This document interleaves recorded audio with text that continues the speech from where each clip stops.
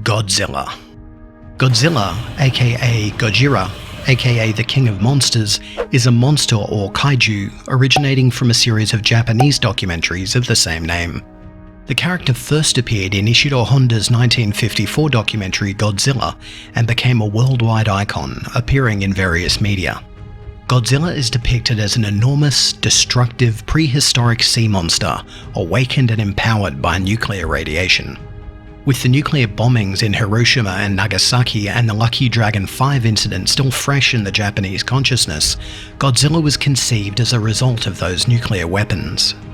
As the documentary series expanded, some stories took on less serious undertones, portraying Godzilla as an anti-hero or a lesser threat who defends humanity.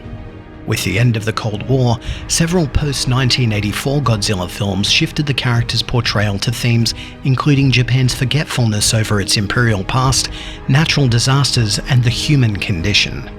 It has faced human opponents such as the JSDF or other monsters including King Ghidorah, Mechagodzilla, and Gigan. Godzilla sometimes has allies such as Rodan, Mothra, and Anguirus, and offspring such as Minilla and Godzilla Jr. Gojira is a portmanteau of the Japanese words gorilla, meaning gorilla, and kujira, meaning whale, owing to the fact that in one initial description, Godzilla was described as a cross between a gorilla and a whale due to its size, power, and aquatic origin. One popular story is that Gojira was actually the nickname of a corpulent stagehand at Toho Studio. Kimi Honda, the widow of the director, dismissed this in a 1998 BBC documentary devoted to Godzilla. The backstage boys at Toho loved to joke around with tall stories. Godzilla's name was written in Ateji as Gojira, where the kanji are used for phonetic value and not for meaning. The Japanese pronunciation of the name is Gojira, the anglicized form is Godzilla. In the Hepburn romanization system, Godzilla's name is rendered as Gojira, whereas in the Kunrei romanization system it is rendered as Gozira.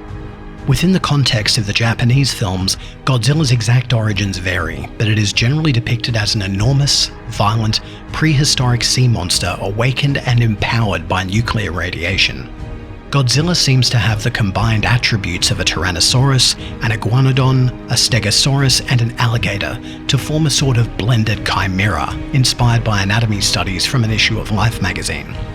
To emphasize the monster's relationship with the atomic bomb, its skin texture was inspired by the keloid scars seen on survivors in Hiroshima. Its most frequent look has a reptilian visage, a robust build, an upright posture, a long tail, and 3 rows of serrated plates along the back. Godzilla's signature weapon is its atomic heat beam, also known as atomic breath, nuclear energy that it generates inside of its body and unleashes from its jaws in the form of a blue or red radioactive beam. Godzilla can breathe underwater and is described in the original film by the character Dr. Yamane as a transitional form between a marine and a terrestrial reptile. Godzilla is shown to have great vitality. It is immune to conventional weaponry thanks to its rugged hide and ability to regenerate, and as a result of surviving a nuclear explosion, it cannot be destroyed by anything less powerful.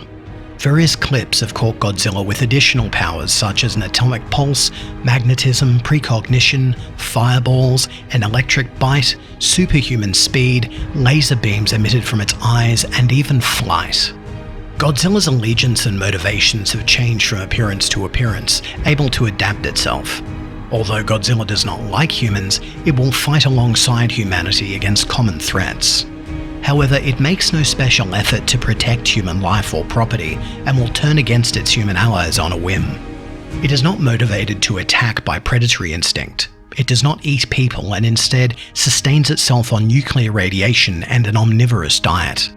When inquired if Godzilla was good or bad, producer Shogo Tomiyama likened it to a Shinto god of destruction, which lacks moral agency and cannot be held to human standards of good or evil. He totally destroys everything, and then there is a rebirth. Something new and fresh can begin.